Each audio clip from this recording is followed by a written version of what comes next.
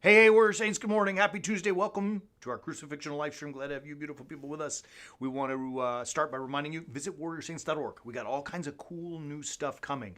I'll announce shortly what's coming, but trust me, we've got some great things coming. You can also get a copy of the book.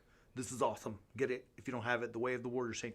It's a very readable text. I don't say that boastfully, but we worked hard to make sure that it was something that you could take and implement immediately into your life. So get your copy. It is fun reading. You know, I was talking with my friend George, and George is an elderly widower, dear to my heart. Really, just a beautiful personality, totally fun, funny, ornery, feisty. He's like your typical, when you think about like an old man, he's like perfect. He really is a diamond in the rough. As rough as he may be, he is definitely a diamond.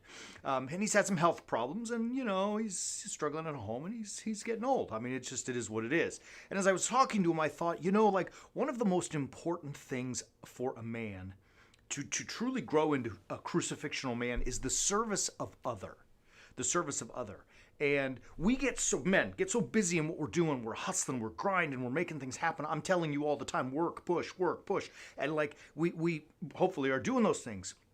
But we can't forget the crucifixional nature of serving another person. And as I was talking to him earlier, as I was driving down this morning, I thought, I need to go visit. Like, I haven't been there in a while. I need to go visit. And I don't have time, but I'm going to make the time, because there is no greater gift than to serve another person. So it made me think about this beautiful chapter in the Gospel of Matthew, chapter 25. And I'm sure you all know this. You probably already know what I'm going to say, but it really was powerful for me this morning that Jesus comes, and as he's teaching the people about judgment, the Son of Man will come on his throne, right? So he's saying, like, when I come back in judgment, hence the throne, that he will separate sheep and goats. And in the story, sheep are good, goats are bad. Sheep in heaven, goats in hell. I mean, that's kind of how the story unfolds. And the qualifying factors to distinguish one from a sheep and a goat is the service of Christ, right? Like, so he says, it is to serve me that is that qualifying factor, but it's done in a strange, maybe beautiful way. That you fed the hungry. Sorry, you fed me, says Christ, when I was hungry. You clothed me when I was naked. Visited me when I was sick, came to me when I was lonely, visited me in prison, and you are sheep, come in, and you goats, get out, because you didn't feed me or give me drink or visit me or take care of me. And the question is, well, when, Jesus, did we see you hungry, thirsty, naked, alone, afraid, in jail, any of that kind of stuff? And he said, when you did it to the least, or did not do it to the least of my brethren.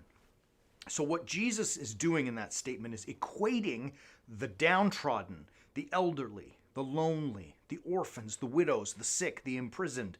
He's equating them with himself. See it? So when he says that kind of stuff, it's not that Jesus is now coming down a la the Mormons once more, and he enters into the body of an elderly old man who is my friend named George. But it is to say that by looking at George, serving him, I am doing that very thing to Jesus himself, because I have to look at George as though he were Christ. And so all of that rambling, I know we know this passage, but now I want to encourage us, really, really, really encourage us as warrior saints to get out there and start doing this. Make the time, right? I've told myself already, I don't have the time, but I'm going to make the time. I don't know where, but I'm going to figure it out.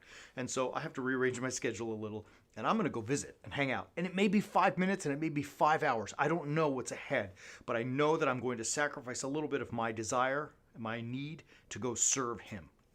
So I leave you with 2 practical points. Number 1 is find yourself someone who's elderly, who's shut in.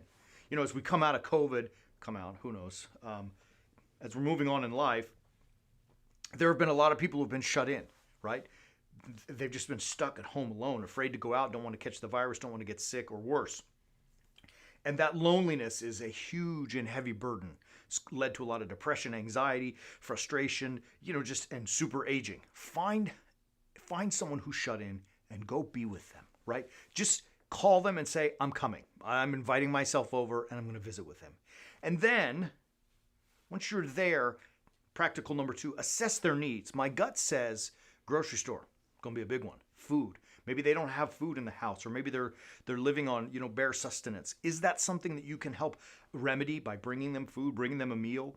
I don't know, but take those two practicals and let's get into action and serve, especially the elderly, those who are shut in or sick, who have been locked away for however long during all this pandemic. It's something that, I don't know, it's a game changer. It's a heart changer. Love you, beautiful people. Take it seriously. Do it. I'm going to go do it myself.